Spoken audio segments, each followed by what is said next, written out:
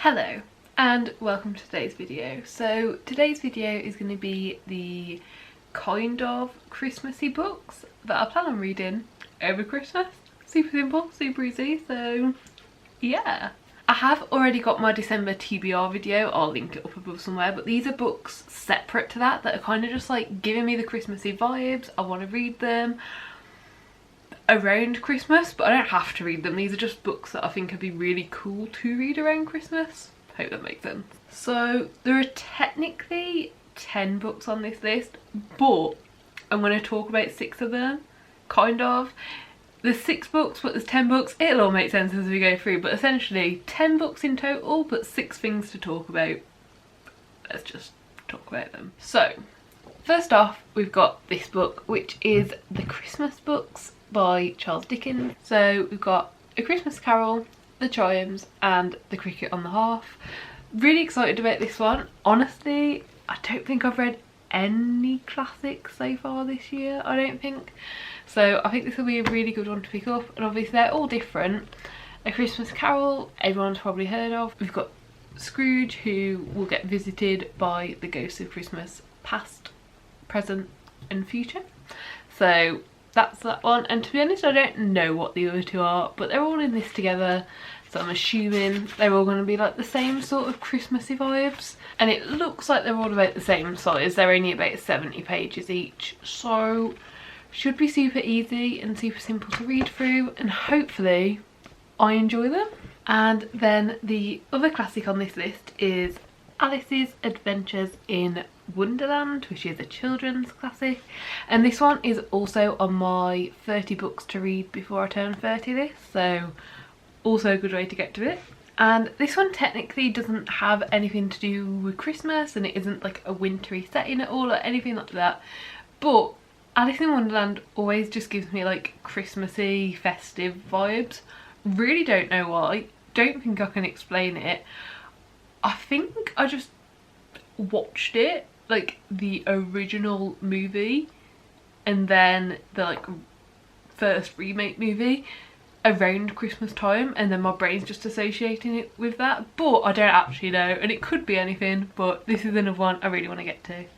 And in this one we've got Alice, who falls down a hole and discovers this like magical, strange, wonderful world and explores Wonderland. Yeah, so should be good. Third up, I don't know if this counts as a classic or not, but it's definitely kind of like a detective classic, and that is Agatha Christie's Murder on the Orient Express. Now, I've never read any Agatha Christie before, which kind of seems like a crime. And I've heard that Murder on the Orient Express is a really good one to start with. It's definitely probably the most popular one. It's had a lot of adaptations made of it, but I've never seen any adaptations, so the reason I think this one will be a really good festive, well not festive, but like wintry, snowy vibe is because the train, the Orient Express, is stopped by a snowdrift and it's like isolated because of the storm.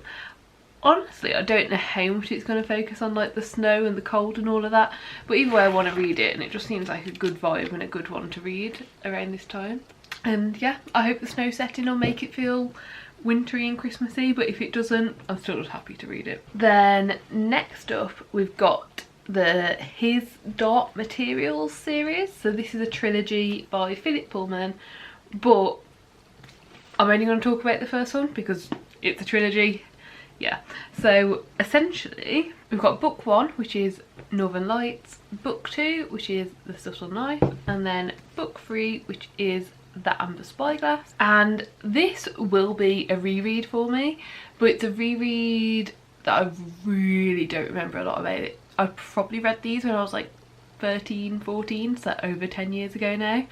So my plan is to reread them, and I'm really hoping they live up to the hype, because like I remember loving these books when I read them, but the reviews on Goodreads of people that I follow that have read them slightly more recently than me don't seem that good, so I don't know, but I'm really hoping to enjoy this. And the first one, at least, I do remember there's a snow setting. It's basically all snow or ice or like wintry, and there's polar bears, or at least a polar bear, I think. And yeah, I don't remember pretty much anything about this, but I guess I should read the back because I'm not really able to give you any type of explanation like I've been able to with the other books. So when Lyra's friend Roger disappears, she and her demon Pantaleimon determine to find him.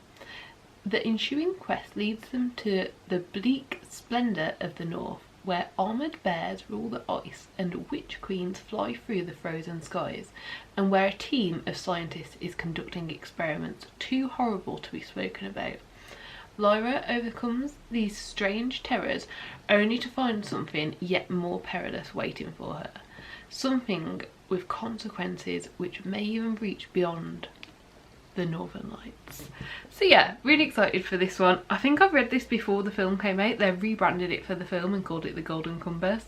But yeah, really excited. Think it should be cool, wintry settings and put me in those feels.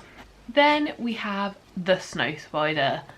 I purchased this in a charity shop earlier in the year because of how pretty this cover is. I don't know if you can see it, but like all of these little like spider webby bits I've got like silver foiling in. Hopefully you can kind of see that.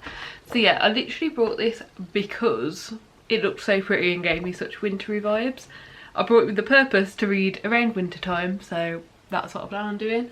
This is The Snow Spider by Jenny Nimmo, and I know nothing about this and I'm planning to keep it that way. I do believe that it's a middle grade and surrounds a snow spider. Here is the back of the book. If you do want to pause the video and read about it, feel free to go ahead. But that is another one I want to read, literally because of the cover. I'm literally judging this book by the cover and believing that this is going to give me those wintry vibes, so that's the plan. And then last but not least is Christmas at Little Beach Street Bakery. No, I mean this in the best possible way, but every year around Christmas time I do like to read a book that I kind of just think is going to be a bit trash. Now I mean trash in the best way possible, like there's nothing wrong with this. I'm not saying the book is like rubbish, I'm sure it won't be, but I more mean silly romance, silly setting, silly plot points, like just something that I'm going to turn my brain off to and just read and enjoy. And that to me, like I just think of that as like a bit of like a trashy book. So every year around Christmas I do kind of enjoy reading one. So yeah, not my usual reading taste, but I'm hoping I will enjoy it and just enjoy the brain numbingness and like whatever happens sort of thing.